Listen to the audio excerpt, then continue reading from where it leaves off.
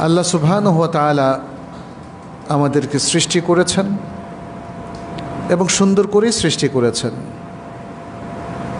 একটা সুষম ব্যালেন্সড একটা শরীর দিয়েছেন, মাইন্ড দিয়েছেন এবং জীবন দিয়েছেন। জীবনটা একটা মহাসম্পদ, যাতে আমরা জীবনের প্রত্যেকটা জায়গায় সুন্দর সুষমভাবে আমরা চলাফেরা করতে পারি, জীবনটা যাপন করতে পারি ব্যালেন্সড ওয়েতে। সেই জন্য তিনি ওহী নাজিল করেছেন আল কোরআন এবং আস সুন্নাহর মাধ্যমে মুসলিম এবং সারা বিশ্বের সকল মানুষ যেন ভারসাম্য রক্ষা করে চলতে পারে, তেমন একটা চমৎকার প্রোগ্রাম তিনি দিয়েছেন। আমরা আজকের আলোচনায় জীবনের সকল ক্ষেত্রে কিভাবে আমরা ভারসাম্য রক্ষা করতে পারবো আল কোরআন এবং সুন্নাহর ভিত্তিতে, সেটা নিয়ে একটু আলোচনা করব ইনশাআল্লাহ।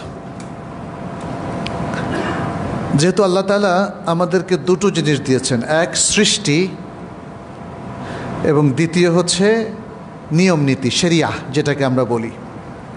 সৃষ্টির ক্ষেত্রেও কিন্তু তিনি আমাদেরকে অসাধারণ একটা ভারসাম্যযুক্ত চমৎকার সৃষ্টি উপহার দিয়েছেন। আমরা আলোচনা সংক্ষিপ্ত করার জন্য অল্প কিছু দলিল এখানে উল্লেখ করব। যেমন আল্লাহ সুবহানাহু ওয়া তাআলা তিনি সূরা ৩-এর মধ্যে বলেছেন, লাকাদ খলাকনাল ইনসানা ফি আহসানি তাকওয়িম, অবশ্যই আমরা মানুষকে অত্যন্ত চমৎকারভাবে সৃষ্টি করেছি, অর্থাৎ তাকে ব্যালেন্স রক্ষা করে সৃষ্টি করেছি। প্রত্যেক সুস্থ মানুষের দুটো চোখ, দুটো হাত, দুটো পা, এভাবে যেটাই আপনি দেখেন না কেন খুবই যৌক্তিক এবং সুন্দর। আল্লাহ সুবহানাহু ওয়া তাআলা সূরা আল ইনফিতারের মধ্যে বলেছেন, আল্লাযী খলাকাকা ফাসাওয়াকা ফাআদালাক, তিনি তোমাকে সৃষ্টি করেছেন, তোমাকে সুষম করেছেন। ফাসাওয়াকা মানে সুষম করেছেন এবং ফাআদালাক একদম সঠিক করে যথার্থ করে দিয়েছেন। আল্লাহ মানুষকে সৃষ্টি করে তাকে সুষমও করেছেন, যথার্থ করেছেন। ফলে সৃষ্টির মধ্যে যে ভারসাম্য আমরা দেখতে পাচ্ছি, এটা শুধু মানুষ নয়, বরং আল্লাহর সৃষ্ট প্রকৃতির মধ্যেও সর্বত্র ভারসাম্য আছে। মানুষ যাতে নিঃশ্বাস নিতে পারে যথেষ্ট পরিমাণ অক্সিজেন এখানে আছে, মানুষ যাতে পৃথিবীতে থাকতে পারে এজন্য মধ্যাকর্ষণ শক্তি দিয়েছেন। চন্দ্র সূর্যকে সুনির্দিষ্ট একটা নিয়মের মধ্য দিয়ে আবর্তন করিয়েছেন, করিয়ে যাচ্ছেন। সূর্য এবং চন্দ্র কিংবা যে কোনো গ্রহ কিংবা নক্ষত্র আল্লাহর নির্দেশ ছাড়া কখনোই কক্ষচ্যুত হয় না। সব কিছুর মধ্যে একটা চমৎকার ব্যালেন্স আছে, এই মহাশূন্যের মধ্যেও একটা ব্যালেন্স আছে।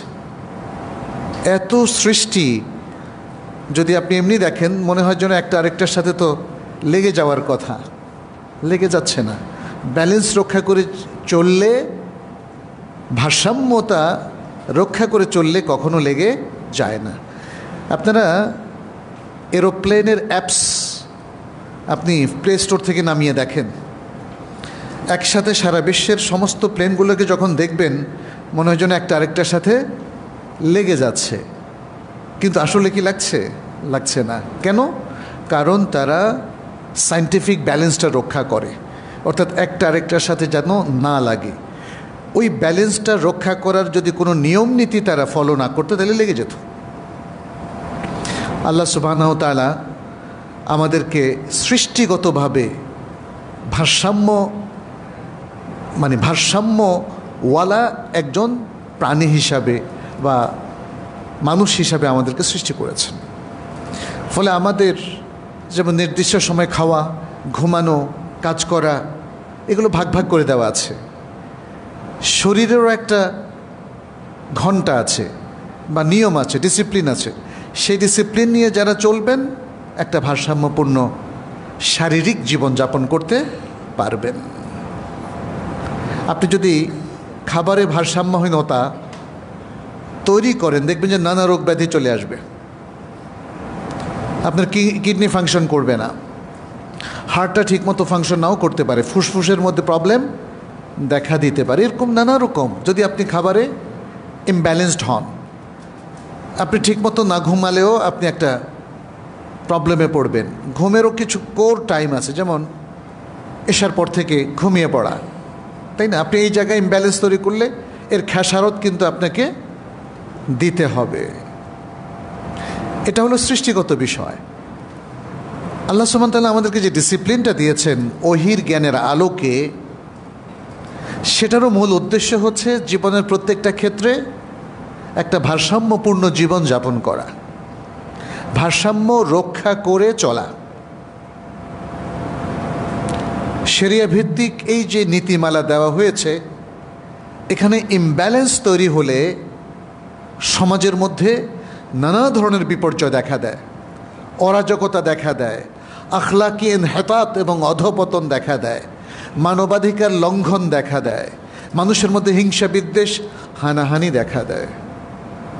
যাতে এগুলো মানুষের নিয়ন্ত্রণে থাকে এবং যাতে এসব কিছু নিয়ন্ত্রণের মধ্য দিয়ে একটা ভারসাম্যপূর্ণ জীবন আমরা যাপন করতে পারি, আল্লাহ সুবহানাহু ওয়া তাআলা এই জন্য ইসলামী শরিয়াত আমাদেরকে দিয়েছেন, বিশ্ব মানবতাকে দিয়েছেন।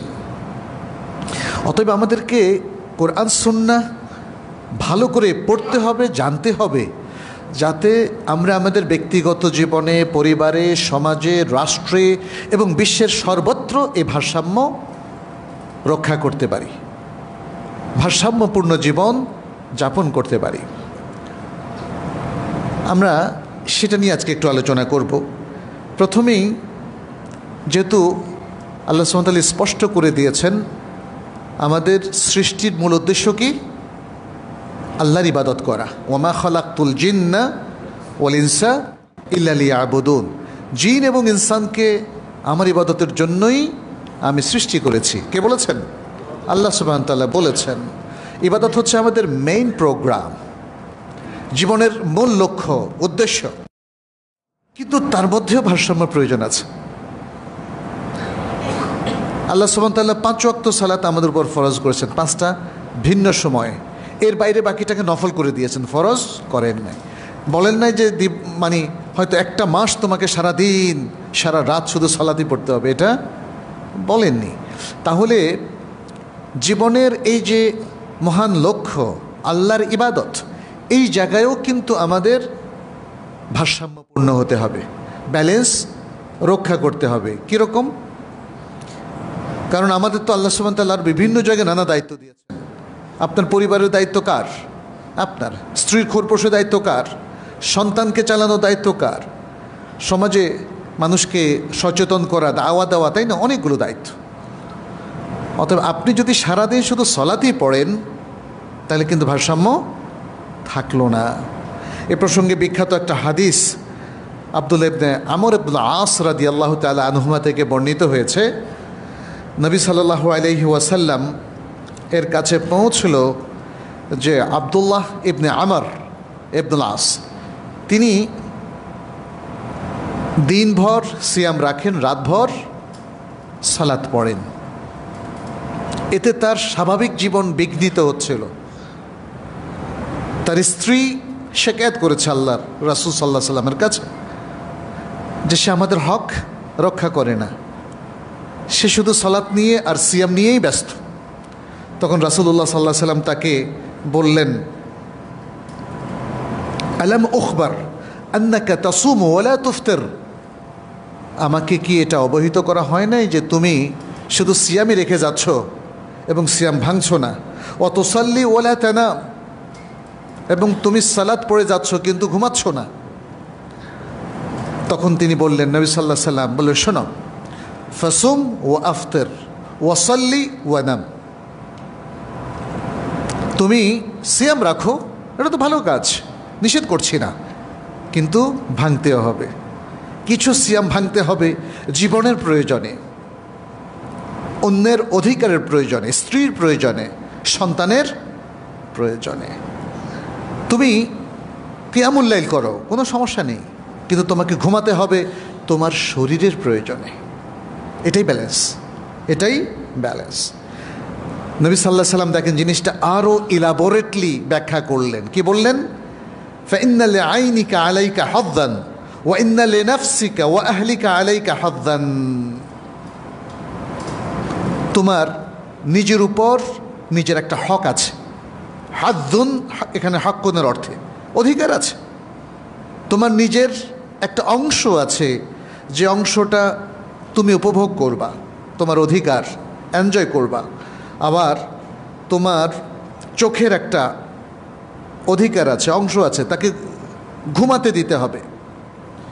তোমার আহাল, পরিবার পরিজনের একটা অধিকার আছে, তার সে অধিকার তোমাকে পূরণ করতে হবে। এটা বুখারীর হাদিস।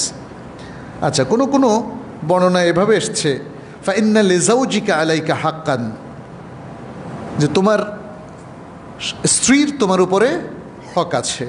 ওয়ালে জাসাদিকা আলাইকা হাক্কান, এবং তোমার শরীরের তোমার নিজের উপর একটা হক আছে।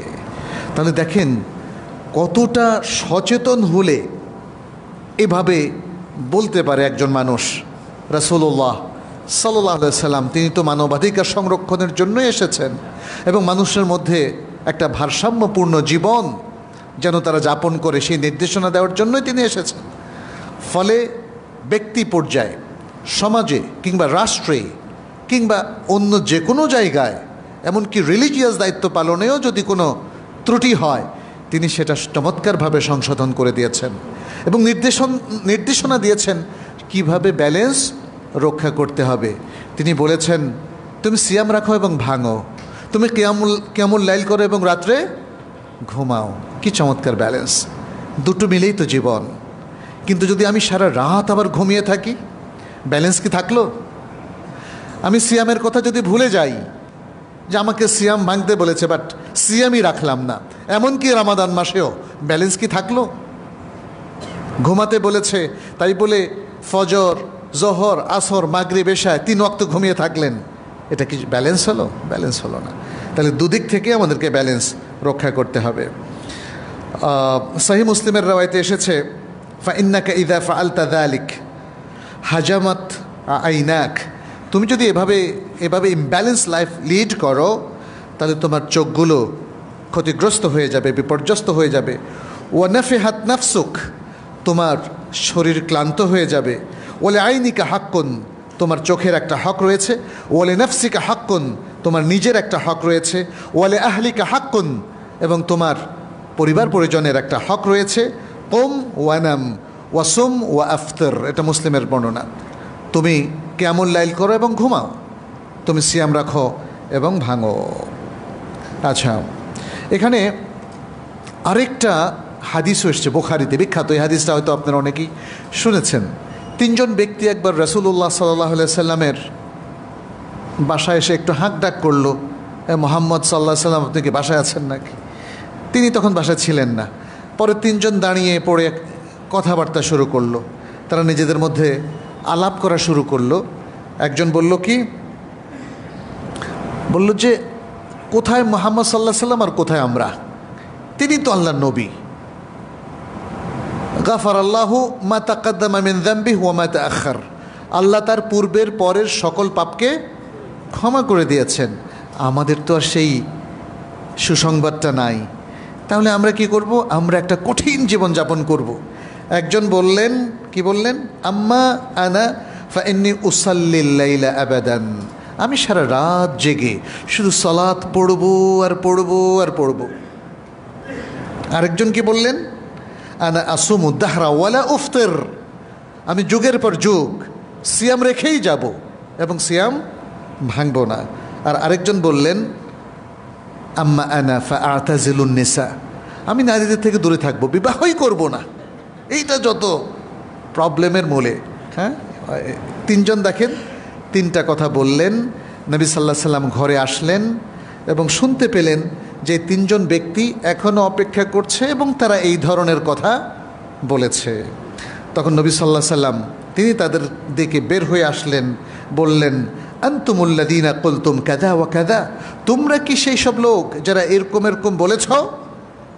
আমা ওয়াল্লাহি ইন্নী লা আখশাকুম লিল্লাহ ওয়া আতকাকুম লাহ ওয়ালাকিন্নী আসুমু ওয়া উফতির ওয়া উসাল্লি ওয়া আরকুদ ওয়া আতাযাওয়াজুন নিসা।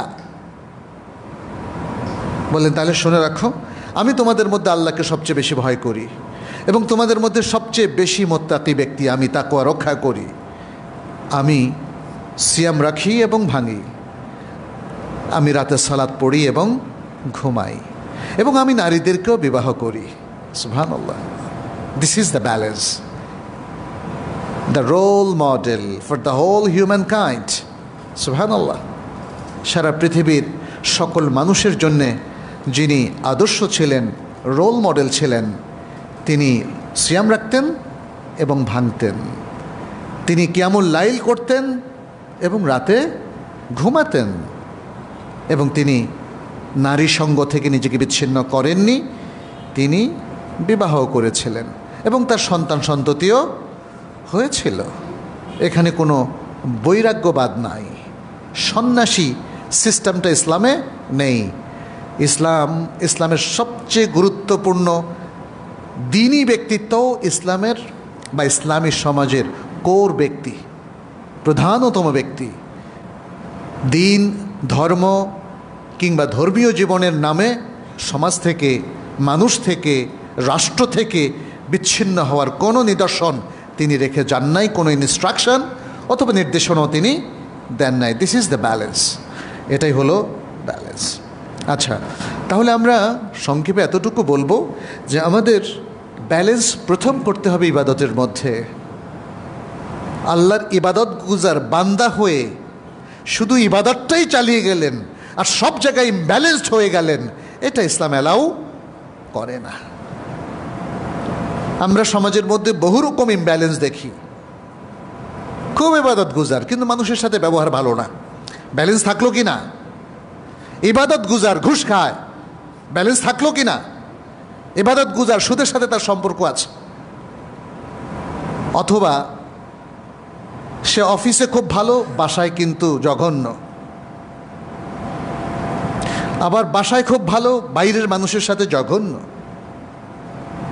এটা কিন্তু ব্যালেন্স হলো না। ইবাদত মানুষকে পরিশীলিত করে। আপনি আল্লাহর বান্দা, আল্লাহর ইবাদত করছেন, তাহলে আপনার নৈতিকতায় পরিবর্তন আসছে না কেন? ইবাদত মানুষকে পজিটিভ করে, ইবাদত মানুষকে ইতিবাচক করে, বিনয়ী করে, কারণ আপনি আল্লাহর সামনে নিজেকে পৃথিবীর সবচেয়ে বিনয়ী ভদ্র ব্যক্তি হিসাবে উপস্থাপন করেছেন। তাহলে আল্লাহর বান্দাদের সামনে উদ্ধত আচরণ কেন করবেন? কেন অহংকার এবং দম্ভ আপনাকে মিসগাইড করবে কেন? আপনি তো সকল দম্ভ অহংকার পরিত্যাগ করে আল্লাহর সামনে সেজদা করেছেন। মনে রাখবেন, সেজদা করার চাইতে দলিল ও খার আর কোনো অবস্থা মানুষের জীবনে নাই। আসলে মুশকিল হচ্ছে, আমার মনে হয় আমাদের অধিকাংশ মানুষই সেজদা করতে গিয়ে সে যে নিজেকে কতটা দলিল ও খার করলো এই অনুভূতিটাই নাই। এটাকে একটা রিচুয়াল হিসেবে নিয়েছে। কীভাবে সালাত পড়তে, এইভাবে দাঁড়িয়ে রুকু করে সেজদা করবে, শেষ। নাও, আপনাকে সেজদার মিনিংটা বুঝতে হবে, রুকুর মিনিংটা বুঝতে হবে, এবং আপনি নিজেকে আসলে কোন জায়গায় উপস্থাপন কিভাবে করলেন এটাও বুঝতে হবে। এই বুঝটুকু না থাকলে আসলে ব্যালেন্স আসবে না, বুঝটুকু না থাকলে ব্যালেন্স আসবে না। আমরা দেখি যে আল কোরআনের বক্তব্য আর সুন্নাহর বক্তব্য হচ্ছে সকল ইবাদত মানুষকে পরিশীলিত করে, তাকে মুখলিস বানায়, তাকে মুত্তাকি বানায়, তাকে বিনয়ী বানায়, তাকে কানেত বানায়। সুবহানাল্লাহ, এই অসংখ্য আয়াত, অসংখ্য হাদিস রয়েছে। আকিমিস সালাতা লিদুলুকি শামস, আকিমিস সালাতা লিযিকরি, ইন্নাস সালাতা তানহা আনিল ফাহশাই ওয়াল মুনকার। আল্লাহ সুবহানাহু ওয়া তাআলা এইভাবে উল্লেখ করে দিয়েছেন। এবং সিয়ামের ক্ষেত্রে আমরা দেখি যে তাকওয়া শেখায়, অর্থাৎ পাপ থেকে ঢালস্বরূপ সিয়াম মানুষকে রক্ষা করে, একটা প্রোটেকশান দেয়। সালাত মানুষকে মুনকার এবং ফাহশা থেকে প্রোটেকশান দেয়। হজ মানুষকে নানা ধরনের আখলাকি সবরগুলো শেখায়, এই যে ইবাদত। তাহলে আমরা যারা ইবাদত করছি তাদের জীবনে ব্যালেন্সটা কোথায়? ব্যালেন্সটা নাই কেন? পাপ থেকে তো আপনার মুক্ত থাকার কথা, তো পাপের মধ্যে সম্পৃক্ত হলেন কেন? আপনি তো হজ করে এসেছেন, আপনি উমরা করে এসেছেন, কিন্তু এরপরও আপনার জীবনের মধ্যে কোনো পরিবর্তন নাই কেন? এটা খুব বড় ধরনের একটা বিষয়। আসলে ব্যালেন্স রক্ষা করার যে প্রোগ্রামটা ইসলাম দিয়েছে ওটার সাথে আমরা পরিচিত হই না। আমরা শুধু রিচুয়ালগুলো পালন করে যাচ্ছি। কিছু জিনিস শিখলাম মা বাবা থেকে অথবা ধর্মীয় ব্যক্তিত্বদের কাছ থেকে, বাস সেটা পালন করে যাচ্ছে। আমাদেরকে বলা হয়েছে এগুলো করলে জান্নাতে যাবে, বাস। অতএব আমি আশা করছি যে আমরা প্রত্যেকেই এই যে নানা ব্যালেন্সের দিকগুলো বললাম, শুধু একটা দিক না, বেশ কয়েকটা দিক আমরা এখানে চিহ্নিত করলাম, আপনারা ইবাদতের ক্ষেত্রে সেটা খেয়াল রাখবেন। দ্বিতীয় হচ্ছে আমাদের প্রাত্যহিক জীবন যাপন, প্রিয়জনদের সাথে, সমাজের অন্যান্য নাগরিকদের সাথে এই জীবনযাপনের ক্ষেত্রে ব্যালেন্স রক্ষা করা। এই জায়গায়ও কিন্তু আমাদের একটা বড় ধরনের বিপর্যয় আছে। আমরা কিন্তু ঠিকমতো রক্ষা করতে পারছি না আমাদের যে ব্যালেন্স। এখানে আমরা দেখি যে আমাদের যেমন পুরুষরা যারা বাইরে কাজ করছেন, ঘরে তাদের যথেষ্ট সময় কম দেওয়া হচ্ছে। নারীরা তারাও দেখেন রান্নাবান্না নিয়ে ব্যস্ত। বাইরের থেকে যখন তার স্বামী আসে সেখানেও দেখা যাচ্ছে যে সে আসার সাথে সাথেই কিন্তু কথা কাটাকাটি হয়ে যাচ্ছে। অধিকাংশ ফ্যামিলিগুলোতে এখন এটা ঘটছে। প্রত্যেকেই একে অপরের দোষ খুঁজে বেড়াচ্ছেন, কাকে কোনখান দিয়ে আটকানো যাবে, হুজ্জত কায়েম করা যাবে। ঠিক একই অবস্থা প্রতিবেশীর মধ্যেও চলছে। জনগণের মধ্যে বিভিন্ন দল মতের গোত্রের মধ্যেও আমরা দেখি একই রকম ব্যালেন্স নেই। অথচ ইসলাম এসেছে কি জন্যে? ওয়াদকুরু নি'মাতাল্লাহি আলাইকুম ইয কুনতুম আ'দাআন ফাআল্লাফা বাইনা কুলুবিকুম ফাআসবাহতুম বিনি'মাতিহি ইখওয়ানা। তোমাদের উপর আমার নিয়ামতকে স্মরণ করো, যখন তোমরা ছিলে পরস্পর শত্রু, অতঃপর আল্লাহ তোমাদের হৃদয়ে ভালোবাসা ঢেলে দিলেন, তোমরা হয়ে গেলে পরস্পর ভাই ভাই। তো ইসলামের প্রত্যেকটা এই যে বিধান দেখবেন যে এগুলো এসেছে আমাদেরকে ঐক্যবদ্ধ করার জন্য। সালাত, এই যে সালাতুল জুমা, সকলে আমরা একসাথে হলাম, এটা তো ঐক্যের প্রতীক। 5 ওয়াক্ত সালাত জামাতের সাথে আমরা আদায় করছি কেন? আদায় করছি কিন্তু বিদ্বেষটা যাচ্ছে না। তাহলে বুঝতে হবে যে এটাকে ঠিকমতো ডায়াগনোসিস করতে পারছি না আমরা, ব্যালেন্সটা আসছে না কেন? দেখবেন যে দাঁড়িপাল্লা দিয়ে যখন কেউ কোনো জিনিস মাপে তখন সে ব্যালেন্স রক্ষা করে, নয়তো তো ওজন ঠিক হবে না। যদি এই পাল্লা বেশি থাকে এই পাল্লা থেকে ওই পাল্লায় নিয়ে যায়, অথবা এখান থেকে একটু কমায় রাখে যাতে দুইটা পাল্লা সমান হয়। সে কিন্তু সিম্পলি ডায়াগনোসিস করতে পারছে যে সে যখন দাঁড়িপাল্লা দিয়ে মাপে তখন আসলে সমস্যাটা কি, সমান কেন হচ্ছে না। সমান হওয়া পর্যন্ত সে তার চেষ্টা সংগ্রাম অব্যাহত রাখে। আমরা কিন্তু এই চেষ্টাটা করছি না। আমার প্রতিবেশীর সাথে আমার সমস্যা আমি নিজে নাকি আমার প্রতিবেশী? দেখেন, আমি ভাবছি আমার প্রতিবেশী, আমার প্রতিবেশী ভাবছে আমি। স্বামী এবং স্ত্রীর মধ্যে যখন কথা কাটাকাটি হয়, ধরেন সাংসারিক অশান্তি তৈরি হয়, তখন স্বামী ভাবে যত দোষ হচ্ছে স্ত্রীর, আর স্ত্রী ভাবে যত দোষ হচ্ছে স্বামীর। এবং এভাবে জাতির বৃহত্তর সকল পরিসরেও দেখবেন এই ধরনের ইমব্যালেন্স। কেউ কিন্তু ডায়াগনোসিস করে এটা বের করছে না দোষটা আসলে আমার। যদি আমারই দোষ হয় তাহলে তো আমি সংশোধন হয়ে যেতে পারি। আমি সংশোধন হয়ে গেলে তো ব্যালেন্স চলে আসে। এই দোষগুলো অনেক কিছুর ক্ষেত্রে হতে পারে, খুব যৎসামান্য জিনিসের কারণেও কিন্তু ইমব্যালেন্স তৈরি হতে পারে। আপনি যদি আপনার আচরণে খারাপ কথা বলেন, ইমব্যালেন্স তৈরি হয়ে যাবে।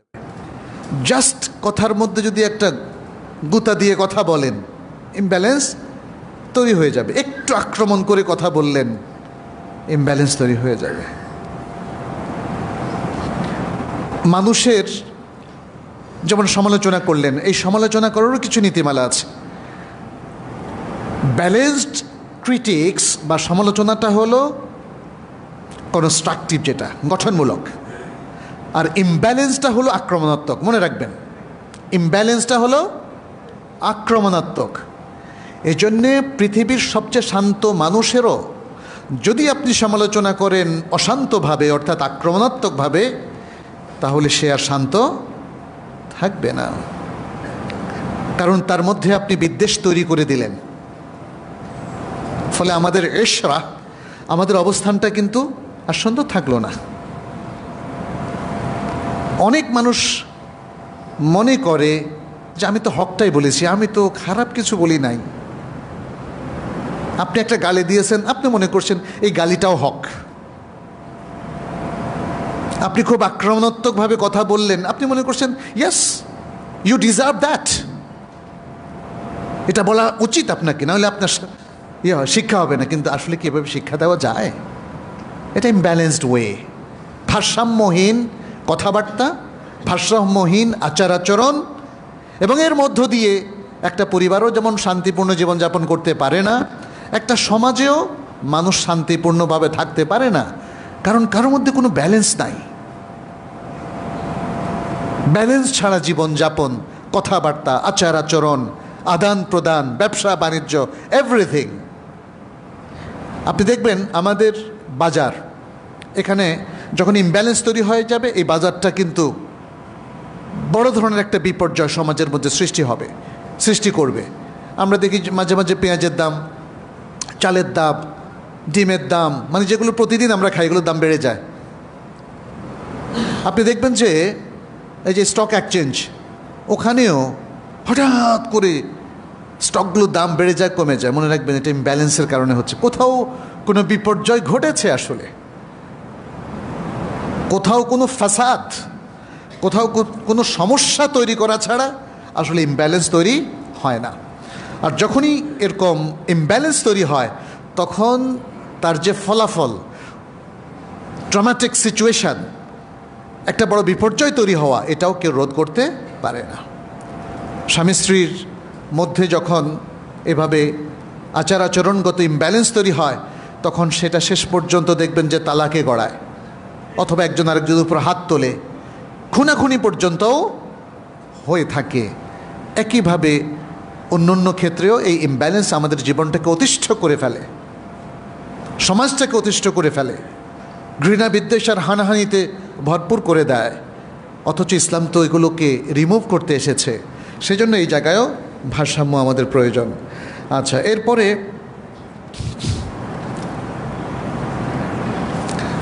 আরেকটা ভারসাম্য প্রয়োজন হচ্ছে আচার আচরণে। মানে আল্লাহ সুবহানাহু ওয়া তাআলা কিছু জিনিস নির্ধারণ করে দিয়েছেন যার ফলাফলও নির্ধারিত। যেমন দুর্ব্যবহার করে কারো কাছে আপনি পপুলার হতে পারবেন, এটা আল্লাহ নির্ধারণ করে দিয়েছে। আবার ভালো ব্যবহার করে মানুষ আপনাকে ঘৃণা করবে, এটাও আল্লাহ হতে দেবেন না। সে আপনার শত্রুতা করতে পারে, কিন্তু ঘৃণা করতে অপারগ। আপনি যাকে সারা জীবনভর যার পাশে দাঁড়িয়েছেন, যাকে হয়তো সাহায্য সহযোগিতা করেছেন, আর্থিক সহযোগিতা দিয়েছেন, সে কিন্তু মন থেকে আপনাকে ভালোবাসবে। কিন্তু পার্থিব কোনো কারণে যদি শত্রুতাও করে, সেটা তো আচরণগত একটা বড় ধরনের ফল্ট, ত্রুটি, কিন্তু সে কিন্তু মন থেকে আপনাকে ঘৃণা করতে পারবে না। যে ভালোবাসা দেয়, সম্প্রীতি দেয়, তাকে অন্যরা আসলে ঘৃণা করতে পারে না, অক্ষম। আবার যে ঘৃণার কাজ করে, তাকেও সম্প্রীতি এবং ভালোবাসা দেওয়াটা এটা অসম্ভব, মানুষের নেচারের সাথে যায় না। আল্লাহ তার নবী সাল্লাল্লাহু আলাইহি সাল্লামকে বলেছেন, ফাবিমা রাহমাতিম মিনাল্লাহি লিনতা লাহুম, তুমি আল্লাহর রহমতে তাদের জন্য নরম হয়েছ, সফট হয়েছ। ওয়ালাউ কুনতা ফাযযান গালিযাল কলবি লানফাদ্দু মিন হাওলিক, আর যদি তুমি কঠোরভাষী এবং কঠোর হৃদয় সম্পন্ন হতে, তাহলে তোমার চারপাশ থেকে তারা সরে যেত। তাহলে আপনার সুলুকের এবং আচরণের, বিহেভিয়ারের বিশাল বড় একটা প্রভাব আছে। এর ব্যালেন্সটা রক্ষা করতে হবে। একজন মানুষ হঠাৎ হাসে, আবার হঠাৎ কাঁদে, কিসের আলামত এটা বলেন তো? তাই না? অর্থাৎ সে স্বাভাবিক সেন্সের মধ্যে নেই, হয়তো তার মেন্টাল হেলথে বড় ধরনের প্রবলেম হয়ে গেছে, চিকিৎসা প্রয়োজন। অতএব মানে মানুষের সাথে হাসা, হাসার কথা বললে যদি আপনি কাঁদেন, আর কাঁদার কথা বললে যদি হাসেন, ব্যালেন্স থাকলো? থাকলো না। আমাদের সমাজে দেখেন, ভালো কাজ করলে মানুষ ক্ষেপে যায়, কিছু মানুষ ক্ষেপে যায়, আপনি তাকে চেষ্টা করলেও কোনো দিন অন্যায় কাজ করাতে পারবেন না। সাহাবায়ে কেরাম এবং আজকের যুগেও নিশ্চয়ই এমন কিছু মানুষ আছে আলহামদুলিল্লাহ, যাদের কারণে সমাজটা টিকে আছে। তারা হয়তো সমাজের বৃহত্তর অংশের ইমব্যালেন্সটাকে তাদের ভালো কাজ দিয়ে ব্যালেন্স করার চেষ্টা করে, তারপরেও শেষ রক্ষা হবে না। এই সমাজের অধিকাংশ মানুষ ভারসাম্যপূর্ণ জীবনের দিকে ফিরে আসতে হবে এবং ভারসাম্যপূর্ণ আচরণ তাদেরকে করতে হবে। আচ্ছা, এখানে আরেকটা তৃতীয় যে জিনিসটা বা চতুর্থ, সেটি হচ্ছে কথাবার্তায় ব্যালেন্স রক্ষা করা। এটা যদিও আচরণের একটা অংশ, বাট তারপরেও আমরা বললাম কথাবার্তায় ব্যালেন্স রক্ষা করাটা কেমন। যেমন আল্লাহ সুবহানাহু ওয়া তাআলা এখানে কিন্তু ব্যালেন্স রক্ষা করার মূলনীতিটা দিয়েছেন, প্রত্যেকটা পয়েন্টে কোরআনের আয়াত আছে। তিনি সূরা লোকমানের মধ্যে বলছেন, লোকমান তার সন্তানকে যে ওসিয়া করেছিল এটা তার মধ্যে একটা, ওয়াগদুদ মিন সাওতিকা ইন্না আনকারাল আসওয়াতি লাসাউতুল হামির, আর তোমার আওয়াজটাকে সংযত করো, কারণ সবচেয়ে বিশ্রী আওয়াজ হচ্ছে গাধার আওয়াজ। আপনি চিৎকার করে যদি মা বাবার সাথে কথা বলেন তাহলে আপনি কোরআনের লঙ্ঘন করলেন। কোরআন বলছে ফালা তাকুল্লাহুমা উফিন। আপনি শিক্ষকের সাথে আচরণে ব্যালেন্স রক্ষা করছেন কি না, তাই না? নাকি আপনি শিক্ষকদেরকেও ইগনোর করছেন এবং তাদের সামনে বেয়াদবি করছেন, কটুবাক্য উচ্চারণ করছেন? দেখার বিষয়। আজকের আধুনিক শিক্ষা কিন্তু আমাদের তরুণদেরকে অনেক আদবের বাইরে নিয়ে গেছে, তাই না? শিক্ষক, শিক্ষা প্রতিষ্ঠানের প্রধানরাও তাদের রাগারাগি এবং তাদের খারাপ ব্যবহার থেকে মুক্ত হতে পারে না। আবার এটাও ঠিক, কোনো ক্ষেত্রে হয়তো শিক্ষক নিজেই এমন কিছু করেছেন যে কারণে সাধারণ শিক্ষার্থীরা তার বিরুদ্ধে ক্ষেপে উঠেছে, তাই না? কথাবার্তা, এখানে মূল জিনিসটা হচ্ছে কথাবার্তা। কি কথা বলছেন? আমরা দেখি যে যে যত গুরুত্বপূর্ণ তার সামান্য ভুলটা ততটাই কঠিন প্রবলেম তৈরি করে, তাই না? সমাজে, রাষ্ট্রে কিংবা ইভেন প্রতিষ্ঠানেও যদি শ্রমিকদের মধ্যে কিছু অসন্তোষ থাকে আর বস এসে এমন কিছু কথা বললেন তাদের গায়ে, মনে হয় যেন কাটা গায়ে নুনের ছিটা যেটা বলা হয়, তাহলে তো হাদ্দেস ওয়ালা হারাজ, এমন কঠিন ব্যবস্থা এটা কিছুদিন পরে কিন্তু মিলিয়ে যাবে। কারণ মানব দেহ এখানে তার প্রতিষেধক আছে, সেই প্রতিষেধক পেলে সে সুস্থ হয়ে যায়। ওয়ালা ইয়ালতামু মা জারাহাল লিসান। কিন্তু মানুষ জিহ্বা দিয়ে যে আঘাতটা দেয় এটা আর উপশম হয় না, কথার কষ্ট মানুষ ভুলতে পারে না। ফলে এই জায়গায় আমাদের ব্যালেন্স রক্ষা করতে হবে। আপনার সন্তান সে কিন্তু আপনাকেই সবচেয়ে বেশি ঘৃণা করবে, পৃথিবীর অন্য মানুষের চাইতে আপনাকেই বেশি ঘৃণা করবে, কারণ আপনি বদমেজাজি। আমাদের সমাজে আমরা দেখি যে বাবার হাত সারসারুন, যারা বেশি কথাবার্তা বলে, অহেতুক কথাবার্তা যারা বলে, তাদেরকে তিনি মিন করেছেন।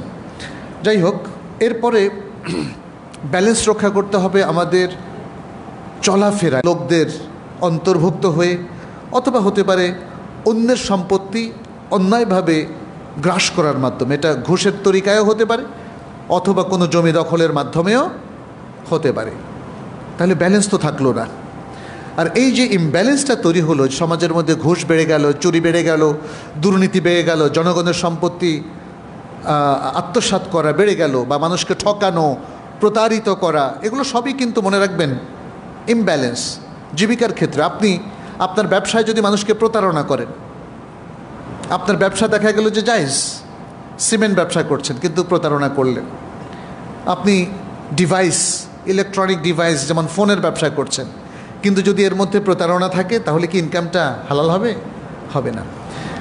এটা হলো ইমব্যালেন্স। এই ইমব্যালেন্সের কারণে যে কোনো সমাজে, যে কোনো প্রতিষ্ঠানে, যে কোনো জায়গায় যখনই এরকম ইমব্যালেন্স তৈরি হবে তার ফলাফলও কিন্তু বিপর্যয়, কেউ রোধ করতে পারবে না, ভয়ঙ্কর বিপর্যয় হবে সেখানে। যে সমাজে দুর্নীতি বেশি সেই সমাজে আসলে মানুষের অধিকার লুণ্ঠিত হয় সবচেয়ে বেশি। ফলে যদি এটা আমরা দেখি যে সারা বাংলাদেশে মানুষ এখন বৈধ ইনকাম করে, মানুষের জীবন প্রাণ ফিরে পাবে না? অবশ্যই। অবৈধ ইনকাম করলে কেউ না কারো অধিকার আপনি কিন্তু নষ্ট করলেন, দেশের অধিকার, মানুষের অধিকার, জনগণের অধিকার। ফলে অবৈধ কোনো কিছু চলা মানেই হচ্ছে কারো না কারো অধিকার নষ্ট হলো। সুতরাং জীবিকা উপার্জন অথবা টাকা পয়সা উপার্জনের ক্ষেত্রে ইমব্যালেন্সটা শুধু একজন ব্যক্তি বা একটা প্রতিষ্ঠান নয়, পুরো দেশকে, পুরো জনপদকে ক্ষতিগ্রস্ত করে। দ্বিতীয় হচ্ছে ইনফাক। ইনফাক মানে হচ্ছে খরচ করা। আপনি ইনকাম করলেন সব বৈধ, খরচ করবেন কোথায়? বৈধ ইনকাম কি অবৈধ জায়গায় খরচ করা যায়? যায় না, কিন্তু মানুষ করে, মানুষ করে। সুতরাং আপনাকে বৈধ ইনকাম করে বৈধ জায়গাতেই খরচ করতে হবে। আর আরেকটা জিনিসও মনে রাখতে হবে, এখানে ইসরাফ এবং তাবযীর কোনোটাই করা যাবে না। বৈধ জায়গায় অতিরিক্ত খরচ করা এটাও ইসলাম নিষেধ করেছে। অনেক ওলামায়ে কেরাম বলেছেন এটা হলো ইসরাফ। বৈধভাবে অতিরিক্ত, প্রয়োজনের অতিরিক্ত খামাখা খরচ করা ইসরাফ। আর বৈধ টাকাটাকে অবৈধ জায়গায় অতিরিক্ত, মানে অবৈধ জায়গায় খরচ করাটা, এটা অতিরিক্ত হোক আর না হোক, এটা হলো তাবযীর।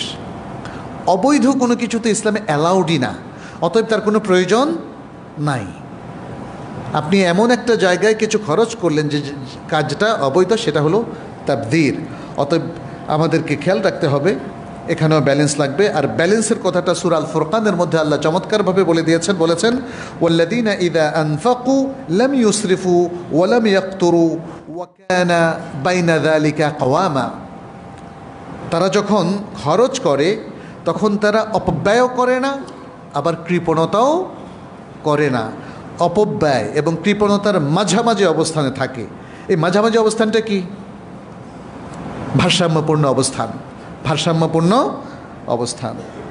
আচ্ছা, এরপরে আরেকটা গুরুত্বপূর্ণ বিষয় হচ্ছে,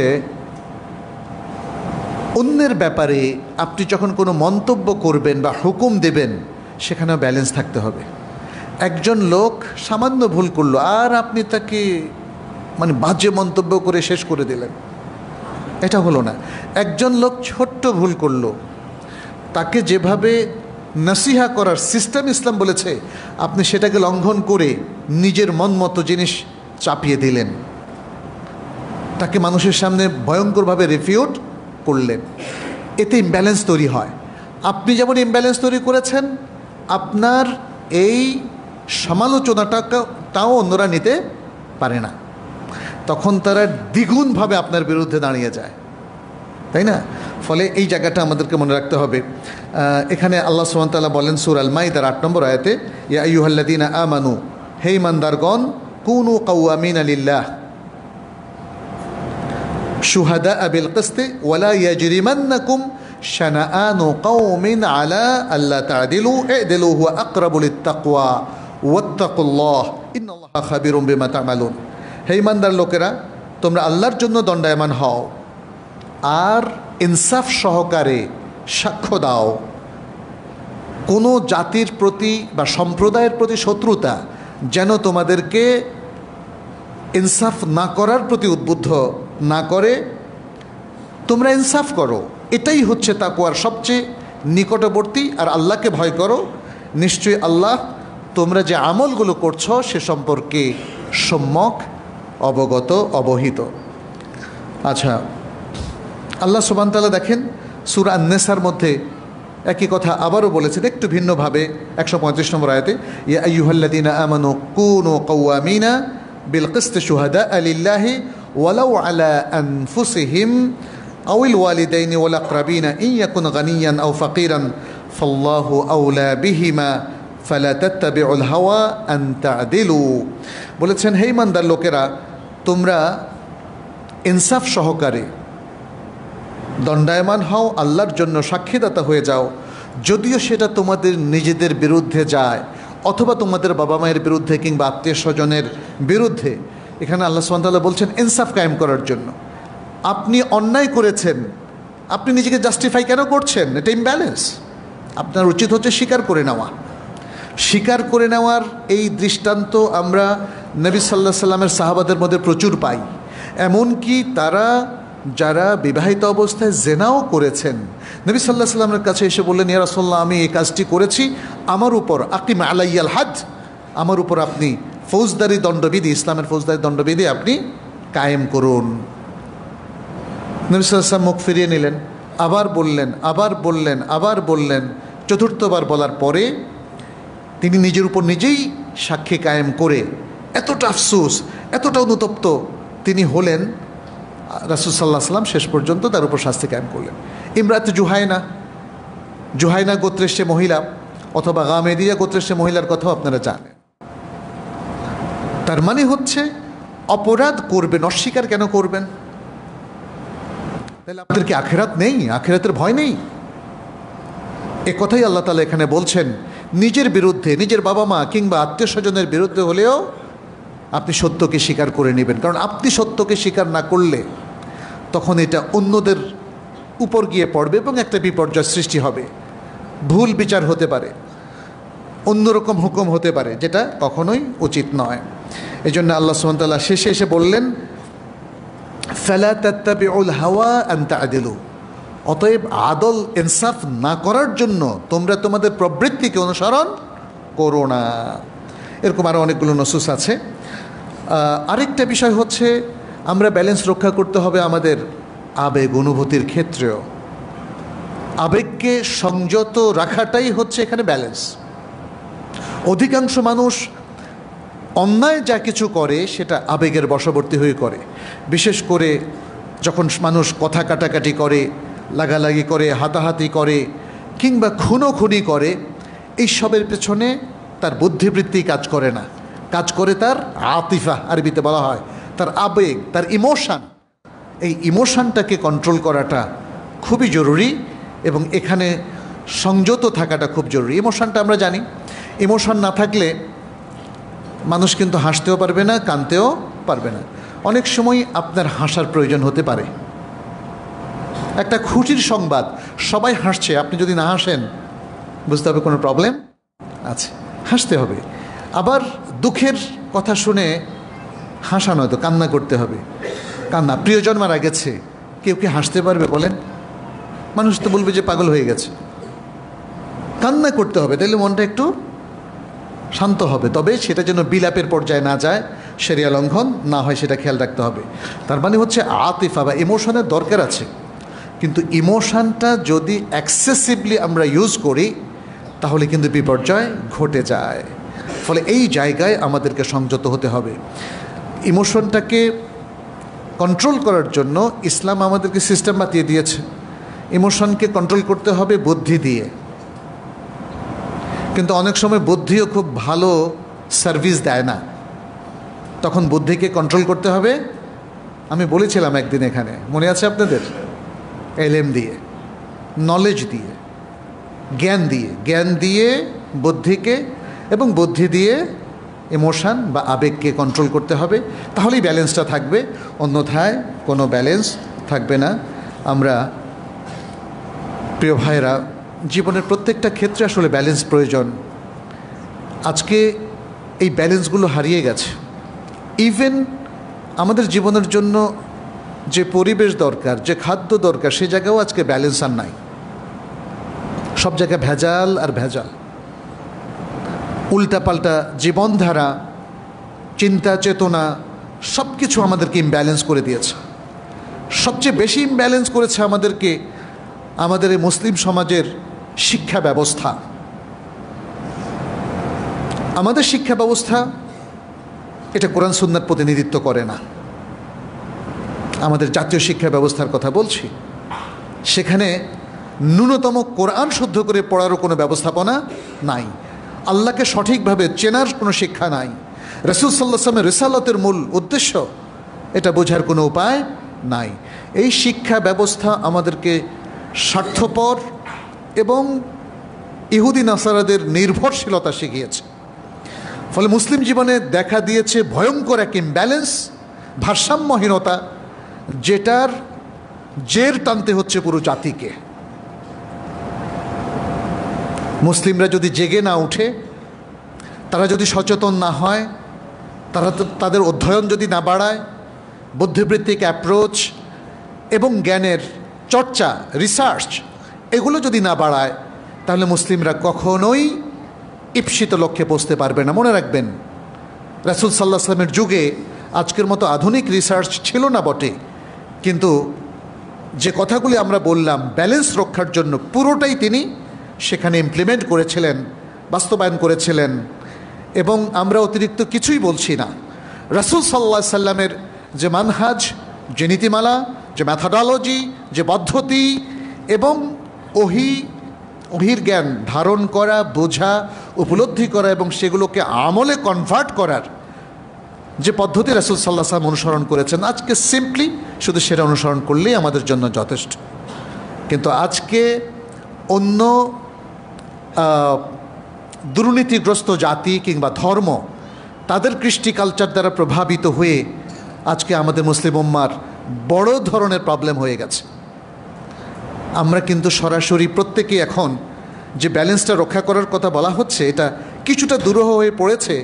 কারণ এই ব্যালেন্সটা রক্ষা করার জন্য তো আমাকে কোরআন সুন্নাহর জ্ঞানটাকে প্রাধান্য দিতে হবে এবং সেই জ্ঞানটা সবার মধ্যে ছড়িয়ে দিতে হবে। সেই জ্ঞানটা অর্জনের মধ্য দিয়ে ব্যালেন্সটা ফিরে আসতে পারে। কিন্তু যদি আজকে পাশ্চাত্য শিক্ষার মধ্যে থেকে পাশ্চাত্য কৃষ্টি কালচার কিংবা পৌত্তলিক কৃষ্টি কালচারকে ধারণ করে আপনি জাতিকে উন্নত করতে চান, এটা কখনোই সম্ভব নয় এবং এই জায়গায় ব্যালেন্সও কখনো আসবে না। আমরা তো মুসলিম জাতি, তাই না? ফলে ব্যালেন্সটা হবে ইসলামিক ব্যালেন্স। ইসলাম ব্যালেন্স রক্ষা করার জন্য যে নীতিমালাগুলো দিয়েছে, আমি তার কিছু আপনাদের সামনে আজকে তুলে ধরেছিলাম। সেই নীতিমালাগুলোই আমাদেরকে বুঝতে হবে এবং প্রয়োগ করতে হবে। আল্লাহ আমাদের সবাইকে তৌফিক দান করুন এবং আমাদেরকে একটা ভারসাম্যপূর্ণ জীবন দান করুন, যাতে আমরা আমাদের দুনিয়ার জীবনে এবং আখিরাতের জীবনে উভয় জগতেই আমরা সাফল্য লাভ করতে পারি, আল্লাহর প্রিয় বান্দা হতে পারি। আল মুকাররাবুন, আল মুত্তাকুন, আল মুখলাসুন, এই ধরনের বান্দায় আমরা পরিণত হতে পারি। আল্লাহর কাছে আজকের এই খুতবায় আমি সেই দোয়াই করছি।